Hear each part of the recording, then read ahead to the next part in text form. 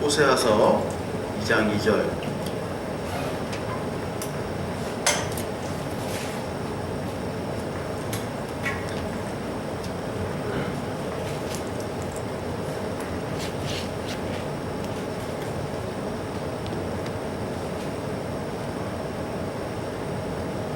장 2절 다 찾으셨나요? 호세아서 잘 모르시죠? 1257페이지 구약성경 2장 2절 같이 한번 읽겠습니다. 너희 어머니와 논쟁하고 논쟁하라. 그는 내 아내가 아니요 나는 그의 남편이 아니라. 그가 그의 얼굴에서 음란을 제하게 하고 그 유방 사이에서 음행을 제하게 하라. 아멘.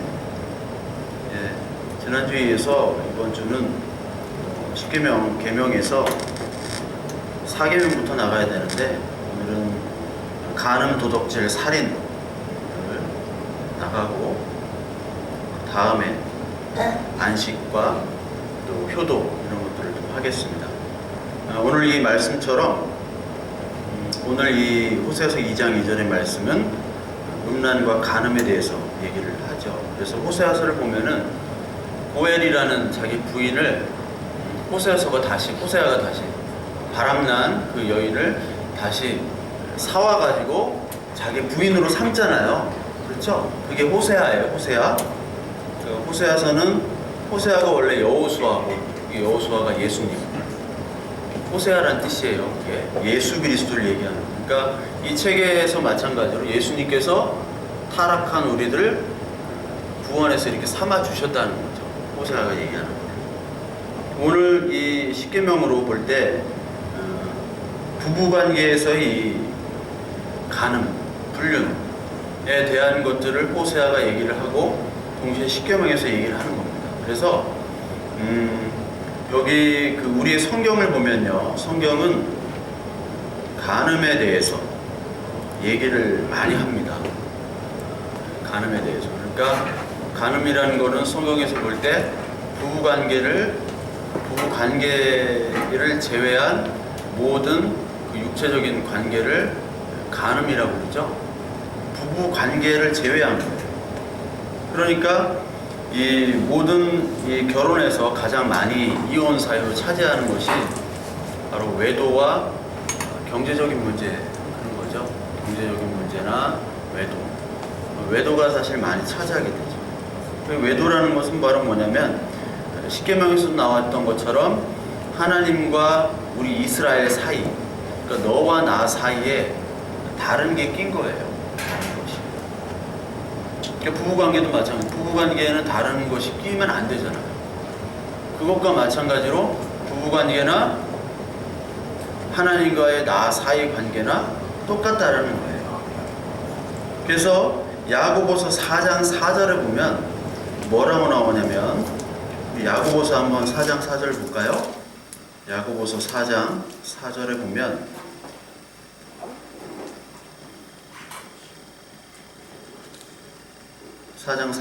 제가 읽어볼게요. 간음한 여인들아 세상과 벗된 것이 하나님과 원수됨을 알지 못하느냐. 그런즉 누구든지 세상과 벗되고자 하는 자는 스스로 하나님과 원수되는 것이니라. 이걸 간음이라고 표현을 했습니다. 성경에서. 간음이 세상과 벗하는 것이라고 얘기해요. 그러니까 하나님과 나 사이에 어떤 우상도 드리지 말라라고 하셨는데 그 우상에 다른 것들이 들어왔다는 게 간음이라는 거죠. 성경에서. 그러니까 간음은 우리의 육체적인 간음뿐만 아니라 신앙의 간음을 성경에서는 계속해서 얘기하고 있어요. 그러니까 세상과 같이 하는 것이 간음이다. 그걸 우리가 잘 살펴봐야 돼요. 계시록 22장에 한번 보면요. 야고보서에서 좀만 넘어가면 계시록이니까 계시록 22장 15절 22장이 맨 마지막이잖아요. 맨 마지막이니까 그 맨 마지막에 보면은 간음한 자들에 대한 심판을 얘기를 하고 있습니다. 간음한 자에 대한 심판 22장 15절 한번 볼까요? 22장 15절 자, 같이 한번 읽어볼게요. 시작. 개들과 점술가들과 맹하는 자들과 살인자들과 우상 숭배자들과 및 거짓말을 좋아하며 지어내는 자는 다 성 밖에 있으리라.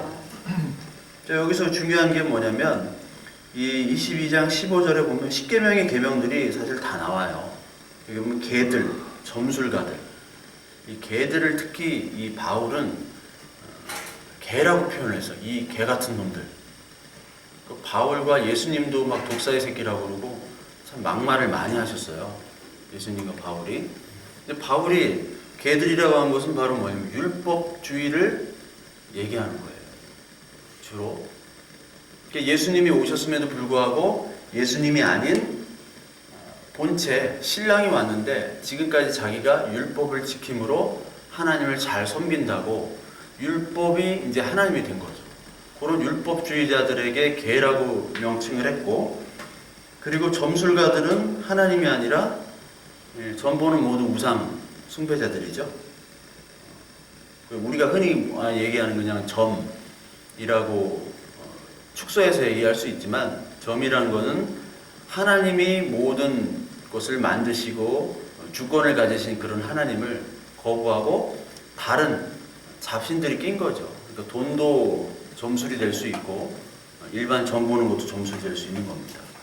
그 음행하는 자들, 이 음행하는 자들이 바로 세상과 벗하는 자들이죠. 음행하는 자들이 바로 곧 살인자고 우상 숭배자들이에요. 그것이 바로 거짓말을 좋아하는 자들이고, 이게 다 같이 연결이 되어 있습니다. 그러니까 살인과 음행과 그리고 거짓말, 도둑질, 이것들이 다 같이 연결이 되어 있어요. 예레미야서 3장에 보면 이 간음한 이스라엘 공동체들에 대해서 정확하게 나오거든요. 간음에 대해서 계속해서 얘기해요. 너희들은 하나님을 떠난 자들이다 라고 예레미야가 계속 얘기를 해요. 그러니까 이 간음이라는 건 두 가지를 얘기하는 거예요. 신앙적인 간음과 육체적인 간음, 이 두 가지가 같이 나와야 되는 것이지, 한쪽에만 집중하면 한쪽에는 도덕교과서가 되어버리는 거고, 간음하지 말라, 도덕교과서잖아요. 근데 또 한쪽에만 집중하면 무율법주의자가 되는 거예요. 무율법, 율법주의는 안 좋은 건데 무율법자가 되는 거죠. 법도 필요 없고 도덕도 필요 없고 다 필요 없다 라고 되어버리는 거죠. 둘 다가 다 같이 중요한 겁니다. 왜냐하면 하나님은 영과 육이기 때문에 영과 육이 다 중요시 여겨야 돼요. 그렇죠. 성경 전체적으로 볼 때 율법과 복음, 영과 육, 영만 강조가 되면은 우리가 이 육체에서 살 이유가 없죠. 그리고 육만 강조가 되면 이 육신만 배불리고 살찌우게 되면 되니까 이 하나님의 나라는 필요가 없는 것입니다. 예수님께서 부활을 육체로 부활을 해주셨다는 게 중요한 거예요. 육체로. 그래서 육체가 그만큼 중요한 겁니다. 육체를 함부로 하는 것은 하나님의 뜻이 아니에요. 두 가지가 같이 있어야 돼요. 그래서 예수님께서도 그 요한복음 8장에 보면 간음한 여자가 나오죠. 간음한 여자가 나왔는데 예수님이 어떻게 판결하나 보려고 간음한 여자를 재판장에 세웠더니 예수님이 뭘 쓰셨죠. 바닥에다가 뭘 쓰시고 죄 없는 자가 먼저 돌로 치라. 다 나갔잖아요. 뭘 쓰셨는지는 모르겠어요. 각자마다 생각이 다 다른데, 그리고 나서 이 간음한 여인한테 뭐라고 얘기하냐면 다시는 죄 짓지 말라라고 얘기하셨잖아요. 그러니까 도덕도 사실 중요한 겁니다. 같이 가야 돼요. 이 두 개가. 이 마찬가지로 이 하나님은 예수 그리스도는 신랑이시고 교회는 신부잖아요. 이게 결혼 관계라고 그랬죠? 결혼 관계. 에베소 5장 한번 볼까요? 에베소 5장.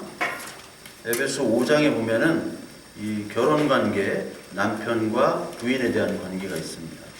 에베소 5장에 보면은 5장 22절 제가 읽어볼게요. 아내들이여 자기 남편에게 복종하기를 주께 하듯 하라. 이는 남편이 아내의 머리됨이 그리스도께서 교회의 머리됨과 같으니 그가 바로 몸의 구주시니라. 그러므로 교회가 그리스도에게 하듯 아내들도 범사에 자기 남편에게 복종할지니라. 남편들아 아내 사랑하를 그리스도께서 교회를 사랑하시고 그 교회를 위하여 자신을 주심같이 하라. 부인과 신랑과 신부, 남편과 아내 됨에 서로 사랑함을 얘기하는 거죠. 서로를 위해서 몸과 마음을 다 주는 거예요. 그게 바로 결혼 관계인데 이것이 바로 그리스도와 교회의 관계라고 그랬잖아요. 우리가 결혼 생활을 한다는 것은 그 결혼 생활에서 신실하게 그 상대방 배우자와의 관계에 충실해야 되는 것이죠.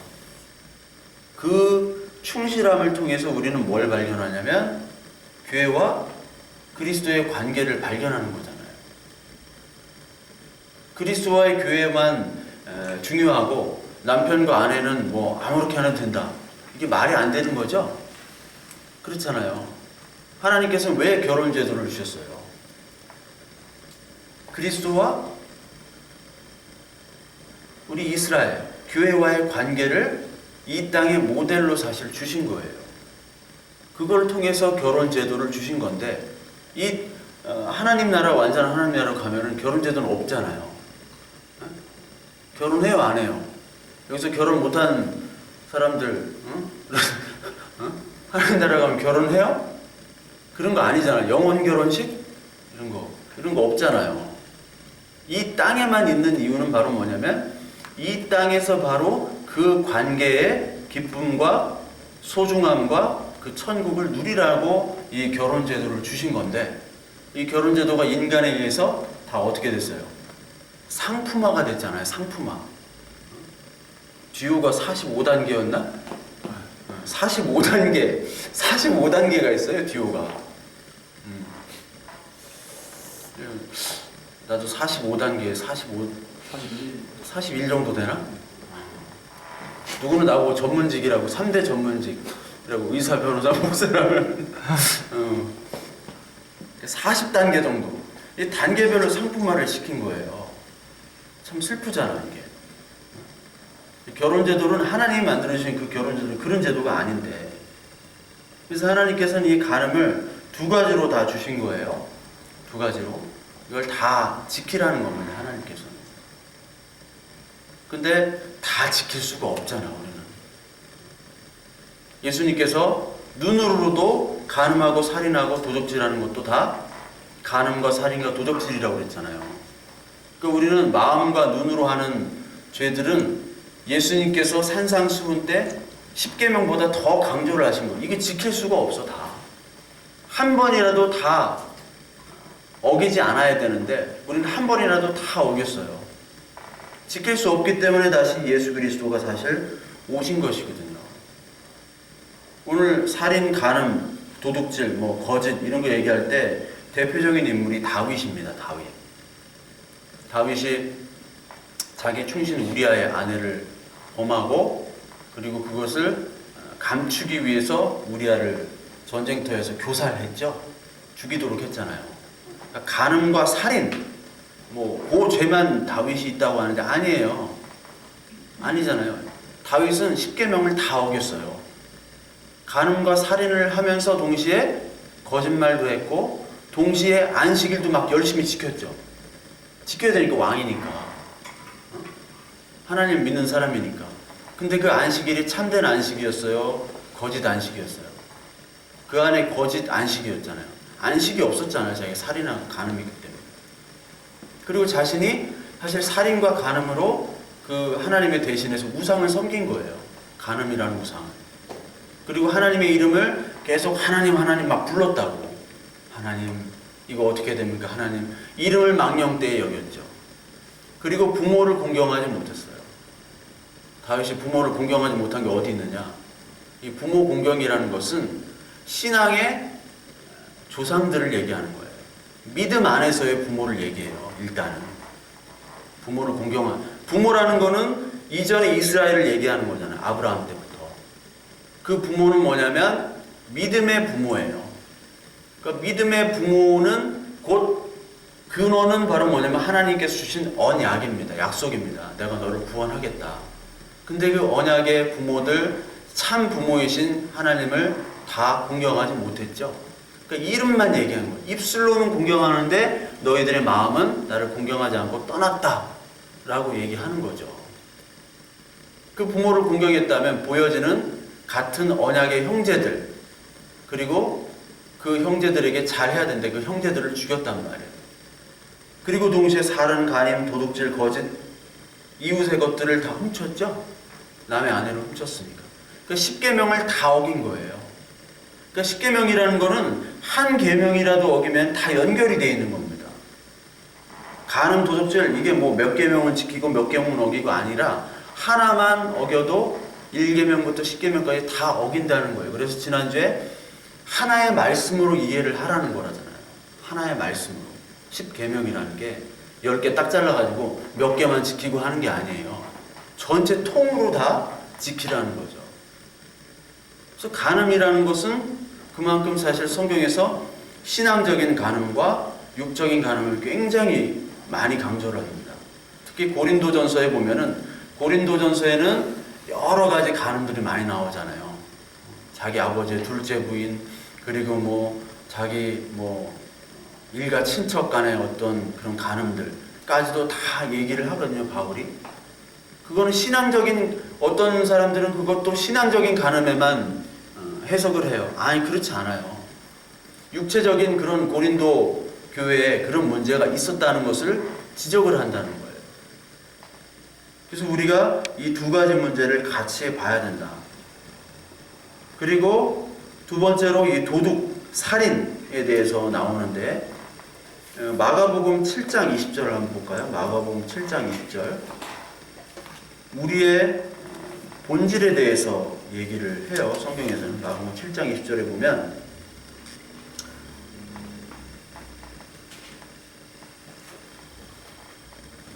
또 이르시되 사람에게서 나오는 그것이 사람을 더럽게 하느니라.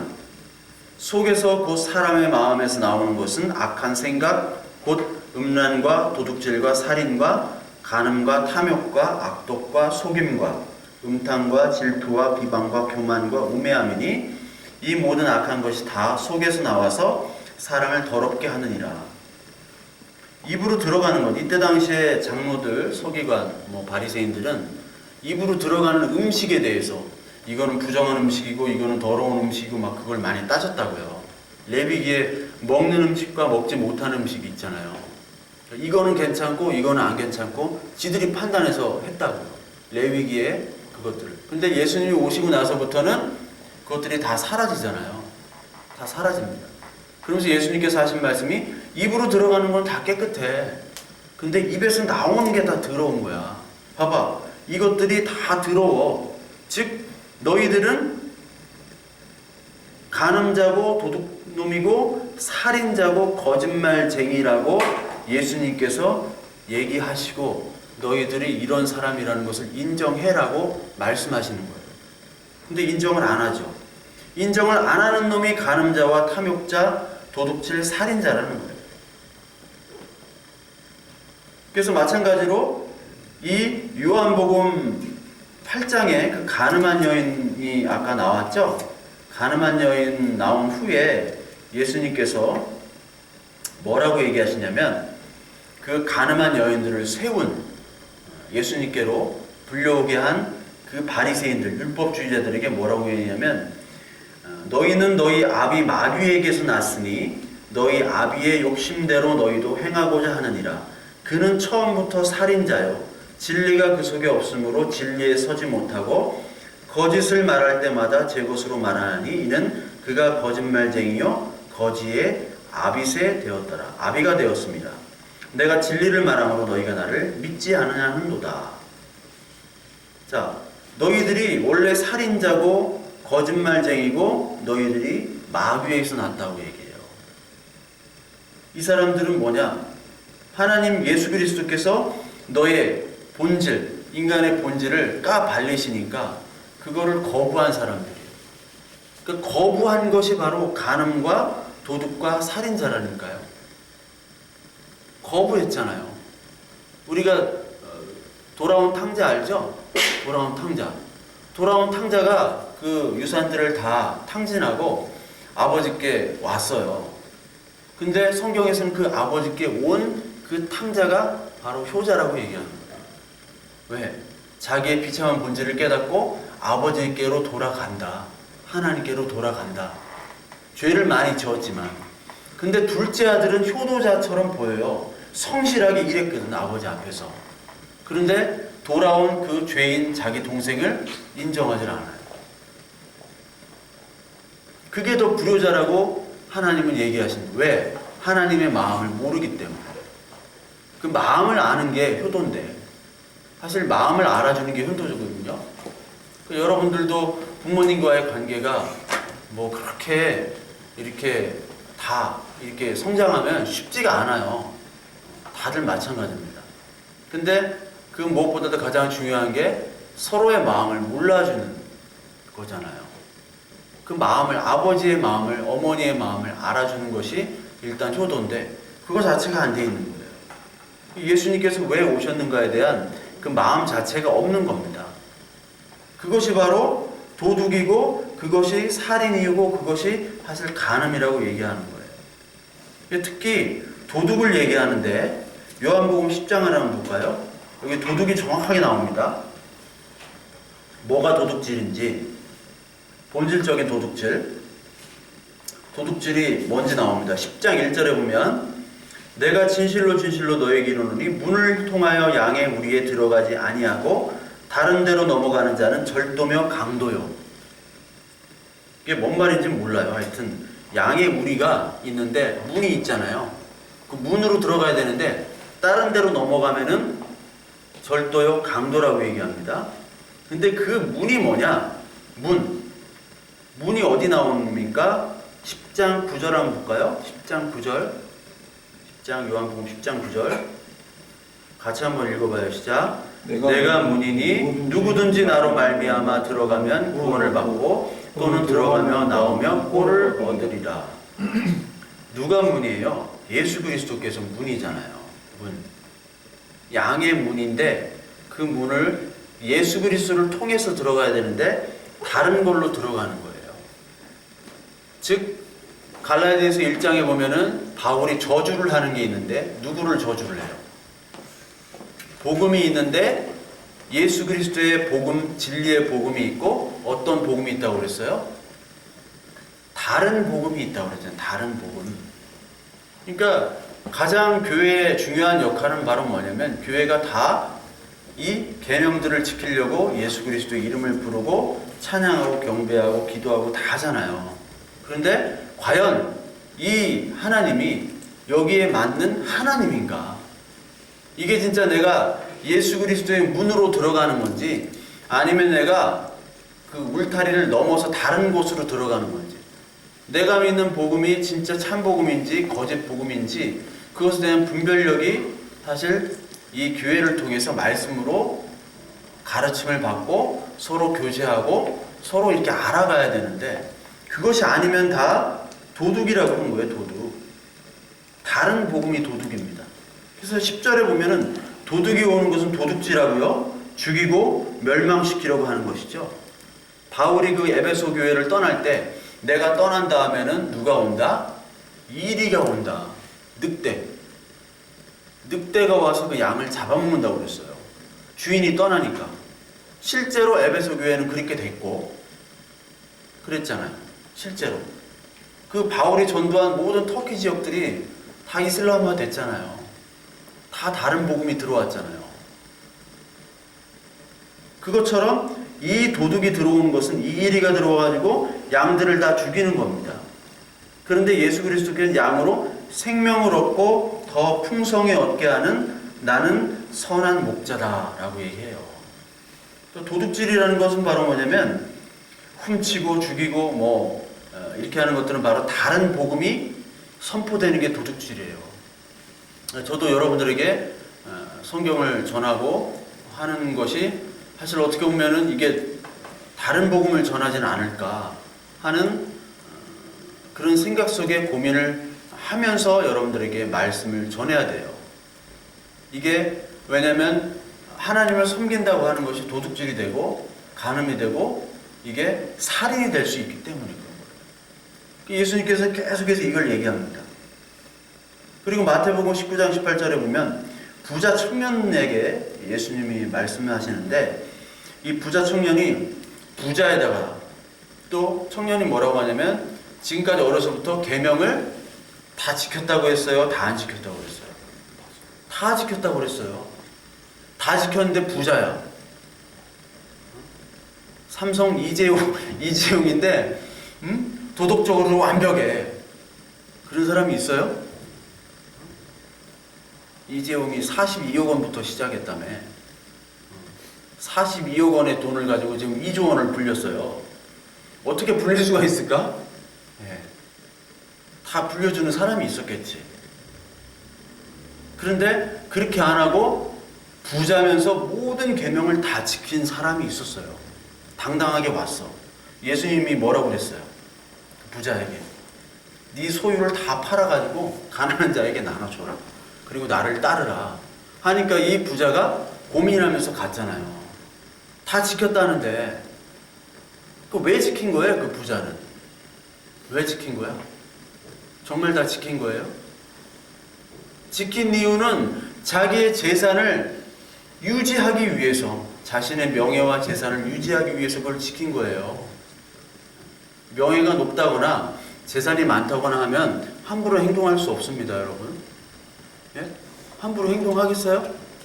함부로 행동 못해요.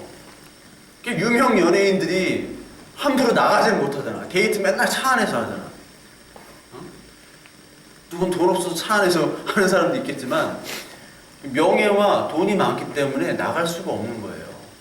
항상 조심하고 자기의 체면을 위해서, 자기의 재산을 위해서 열심히 도덕을 준행한 거예요. 그거를 예수님께서는 꼬집었죠. 그러니까 네 우상은 사실 재산이었지 나를 섬기는 게 아니었잖아.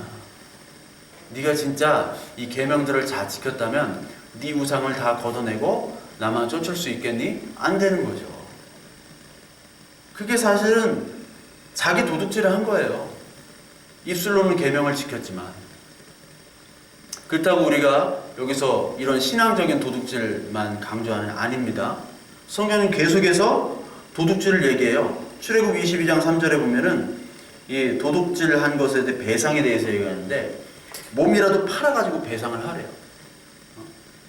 누가 종이 돼가지고 부서지도록 일해서 배상을 하라고 그래요. 여러분 교회에서 특히 그런 돈 꾸고 안 갚는 일들 뻔히 아는데 아유 언제 갚을 거예요? 그러면 아유 갚을 거예요 하면 안 갚어. 그런 사례들이 국내 교회는 별로 없는 것 같은데 이민 교회들이 그렇게 많대요. 이민 교회에 날마다 마주쳐. 날마다 마주치는데 또 교회분들이 착하잖아. 그러니까 이게 언제 갚을 거냐 말도 못하고 그냥 저 사람이 사정은 뭐 쓸 거 다 쓰고 그러는 것 같은데 왜 내가 꿔준 돈은 안 갚을까? 말도 못하고 그런 것들 그러다 보니까 뭐 1년 지나다가 말도 못하다가 갑자기 사라져 그 사람. 그런 케이스가 많다고 그래요. 뭐 실제는 어떻게 되는지 모르겠어. 그러니까 그런 케이스들이 있다는 거는 바로 뭐냐면 이게 하나님께만 뭐 보이는 것만 잘하고 이 육체적인 거는 마음대로 해도 된다는 그런 얘기거든요. 에베소 4장 28절에도 보면은 뭐라고 얘기하냐면 다시는 도둑질 하지 말라라고 얘기해요. 에베소 4장 28절에 제가 한번 읽어보면 도둑질 하는 자는 다시 도둑질하지 말고 돌이켜 가난한 자에게 구제할 수 있도록 자기 손으로 수고하여 선한 일을 하라. 자기 손으로 수고하고 선한 일을 하래요. 그래서 정말 은혜 받은 사람은 누가복음 19장의 삭개오처럼 삭개오가 예수 그리스도의 은혜를 받았잖아요. 예수님이 만나줬잖아요. 다 무시하던 삭개오가. 근데 돈은 있는 사람이었거든. 그러니까 뭐라고 얘기해요? 내가 도둑질한 게 있으면 4배의 배상을 하겠다. 이게 레위기의 율법이거든요. 도둑질 했다는 거지 지금까지. 그래서 내가 4배의 배상을 하고 내 재산의 2분의 1을 가난한 사람들에게 나눠주겠다라고 예수 그리스도께 고백을 하잖아요. 그러니까 여러분 정말 하나님의 은혜를 받았다고 하는 사람은 자신이 도둑질한 거에 대해서 책임을 지게 되어 있어요. 그와 동시에 가난한 사람들에 대한 긍휼함이 있습니다. 여러분들은 그런 긍휼함과 자신들의 도둑질한 것들에 대해 책임감이 있나요? 네? 긍휼한 사람, 긍휼한 마음이 들어요? 불쌍한 사람 보면? 안 들어요? 그럼 아직까지 하나님의 은혜가 임하지 않은 사람이야. 그러니까 자꾸 판단하잖아요. 그러니까 우리 저기 골든힐에 계신 선교사님도 옛날에 이해가 안 됐다고 그랬잖아요. 노숙하는 분들이. 왜냐면 돈이 너무 많으니까. 근데 이해가 되더라. 왜? 월급쟁이로 이렇게 받아가지고 이렇게 푼돈 모아서 저금하고 이런 거는 우리가 어떻게 보면 그냥 먹고 살 수 있는데, 아주 큰 사업을 하는 사람들은 졸지에 돈줄이 막히면은 바로 파산하는 경우가 있어요. 우리는 이해가 안 돼. 그럼 바로 노숙이 될 수가 있는 거예요. 우리는 그만한 큰 돈을 가져본 적이 없어서 그러는 거야. 그런 사람들에 대한 긍휼함이 없다면 우리가 스스로 판단하는 거잖아요. 우리가. 그러니까 저기도 써 있어요. 저기도 저기 여기 비품 가져가지 말라고. 누가 가져가는 사람이 있다는 거지. 우리도 많이 가져갔잖아. 나도 막 물건 가져가고 A4지도 쓰고 막 그런 것들도 사실 어떻게 보면 다 도둑질이라는 거죠. 도둑질. 그러니까 도둑질, 간음 이런 것도 같이 신앙적인 것과 어떤 윤리 도덕적인 것과 같이 연결이 되어 있습니다. 살인도 마찬가지입니다. 살인. 마음의 살인도 예수님께서 살인이라고 그랬죠. 요한일서 3장 15절에 보면 형제를 미워하는 자마다 살인하는 자라고 그랬어요. 그러니까 형제를 여러분 미워하지 마세요. 네.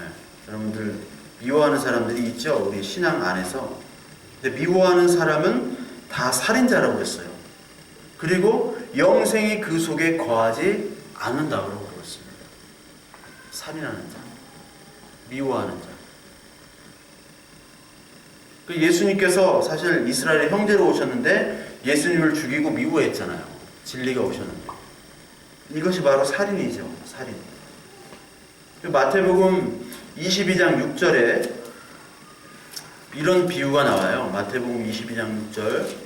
여러분들이 비유를 잘 모르니까 한번 찾아보면 좋겠어요. 22장 6절에 보면 종을 죽이는 장면이 나오는데 혼인잔치를 하나님이 이렇게 베푸셨어요. 그게 혼인잔치가 천국잔치잖아요.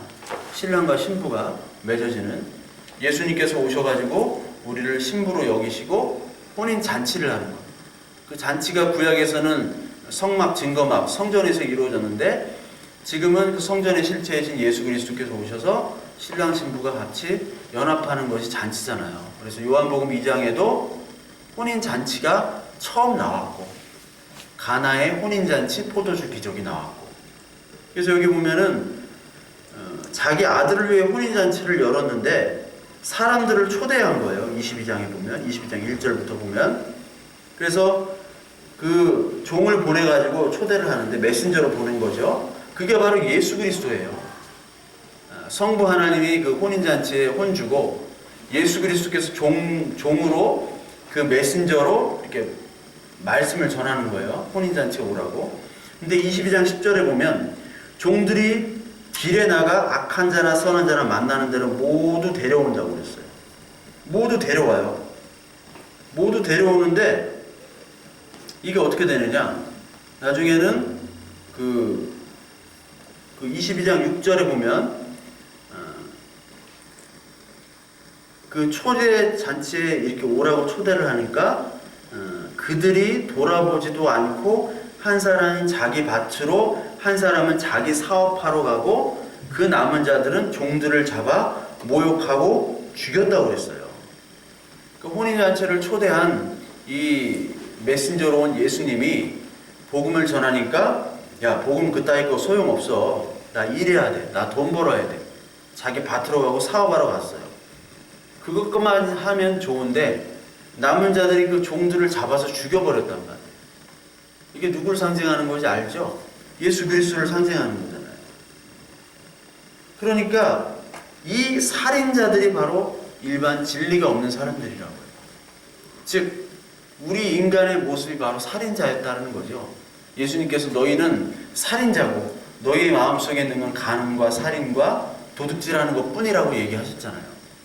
맞습니다. 저 살인자고 간음자고 그렇습니다. 하면 되는데 그것이 바로 구원자인데, 구원받은 자의 모습인데 그렇지 않다라고 얘기하는 거예요. 예수님께서는 이 살인자들을 구원하신 거예요. 우리가 원래 살인자였고 우리가 원래 간음, 도둑질하는 자였던 우리들을 예수님께서 구원을 해 주셨다.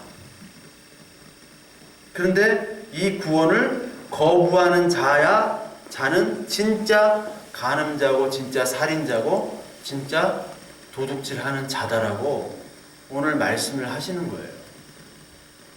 특히 살인, 물론 죽이지 않아야죠. 사람을 죽이지 않아야 되죠. 자살은 어떻게 됩니까? 자살은 살인입니까? 뭡니까? 자살도 살인이죠. 하나님의 은혜가 있는 그 은혜가 받은 자가 어떻게 자신의 몸을 죽이겠어요? 물론 자살의 케이스가 많지만 이거를 또 자살하면 다 지옥 간다, 또 이렇게 얘기하면 안 됩니다. 이거는 하나님의 선택된 언약의 구원이 아니라 또 내가 자살하고 안 하고의 행위 구원이 될 수가 있어요. 구원이라는 부분은 다 접어놓고 자살이라는 거는 하나님의 은혜의 상태는 아니다라고 여기까지만 생각하면 좋겠어요.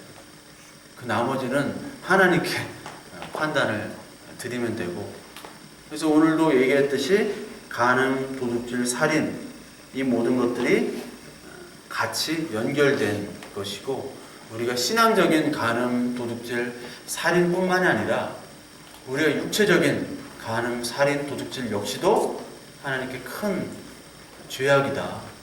물론 용서는 다 하시죠.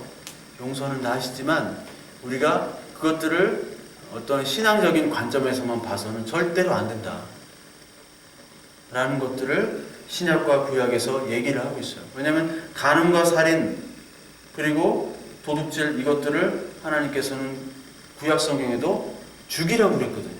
죽이라고. 그러니까 죽임을 당하는 그런 큰 죄라는 거예요.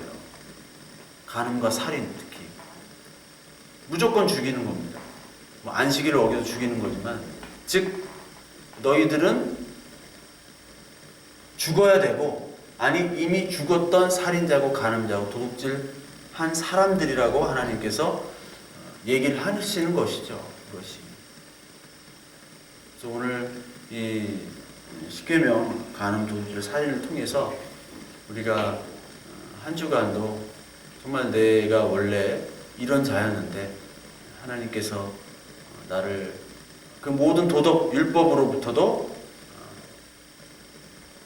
그것을 판단하지 않으시고 나를 구원해 주신 그 하나님 은혜에 감사하다면 우리가 이 땅에 있는 이 땅에서 해야 될 우리의 도덕적인 것들, 윤리적인 것들도 하나님께서 정말 강조를 하시고 그것을 통해서 이 땅에 이미 하나님의 그런 천국의 법칙들이 잘 펼쳐질 수 있도록 우리들을 사용하시고 우리 교회들의 그런 도덕적인 것들까지도 하나님이 큰 은혜로, 우리가 잘 할 수 없지만 하나님의 은혜로 우리 마음을 지켜주시기를 간절히 소망하며 일주일간 그렇게 살아가도록 우리 합시다.